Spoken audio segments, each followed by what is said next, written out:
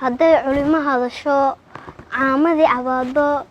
bulshadina calaacashay cudur laga falceli gebi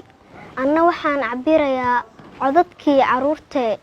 codsigayga wuxuu yahay cid kastoo i daawata sheer ha igu ceelina caabuqaan fidaayee cirooliyo caruur iyo cutushiyo baralays cidna aanan dhaafeen caalamka gilgilaye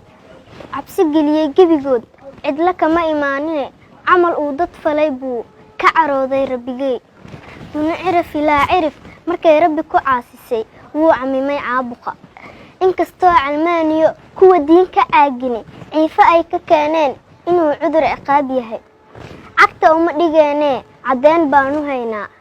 hadduu yahay wax caadi ah cilmi maanta ma yaree cishaduu imaan ka hor maxaa loo caddeyn waayey maxaa carar iyo kalahaad ganacsigii cidleeyo caasimado waaweyn cirka iyo hawada xiray hadduu yahay wax caadi ah cadad badan u dhimataye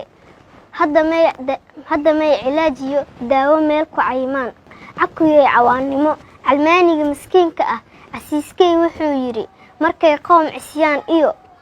camal fool xun ku kacaan cibaadada ka leexdaan ciqaab baynu keennaa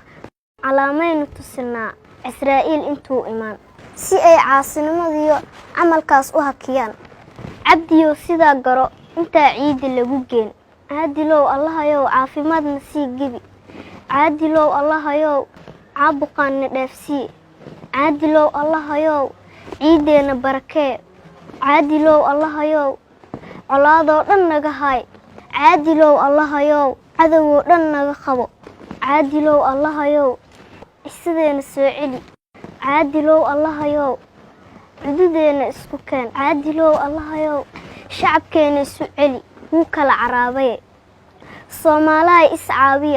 soomaalaha iscaawiya cudud iyo midnimo hela haddaad cudur ka cabsateen sanka iyo curuuqaha afka caad aburiseen mara aad ku caminteen colaadaa ka sii daran oo horay inoo cuntee ee dib yaana loo celin